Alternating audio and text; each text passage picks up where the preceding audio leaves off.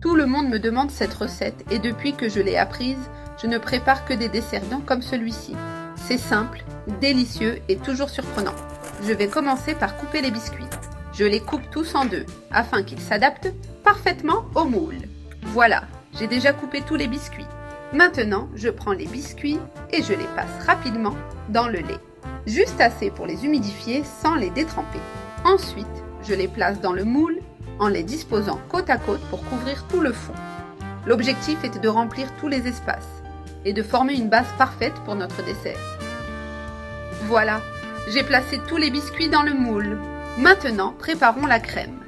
Pour cela, je vais utiliser 2 jaunes d'œufs que j'ai déjà ici, une demi-tasse de sucre et 70 ml de jus de citron. Je mélange très bien ces 3 ingrédients jusqu'à ce que le sucre soit complètement dissous.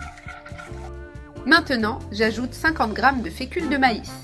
Je mélange le tout, toujours hors du feu, pour bien dissoudre la fécule et éviter les grumeaux. Il est important de mélanger jusqu'à obtenir une texture complètement homogène.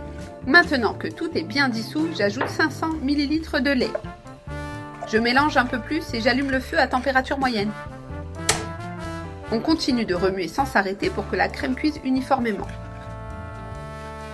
Le bon moment, c'est quand la crème épaissit et prend une consistance plus ferme.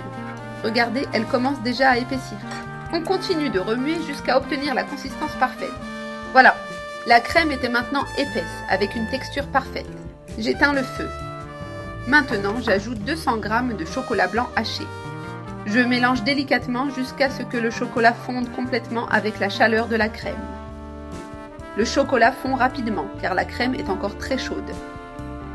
Voilà, le chocolat est complètement fondu et la crème est brillante et homogène.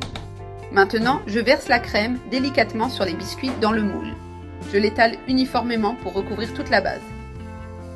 Regardez comme elle est belle et crémeuse. Maintenant, on met au réfrigérateur pendant au moins 4 heures pour qu'elle durcisse bien. Après ce temps, notre dessert sera prêt à être démoulé. Le temps est écoulé. La crème est ferme. Je vais démouler délicatement.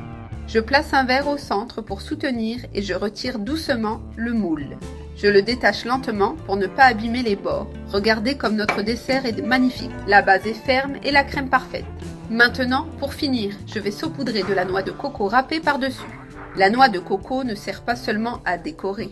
Elle apporte aussi une saveur spéciale. Si vous préférez, vous pouvez la remplacer par des fruits ou des copeaux de chocolat. Personnellement, j'adore la noix de coco car elle se marie très bien avec la crème au citron. Voilà. Maintenant, je vais couper une part pour vous montrer le résultat. Regardez.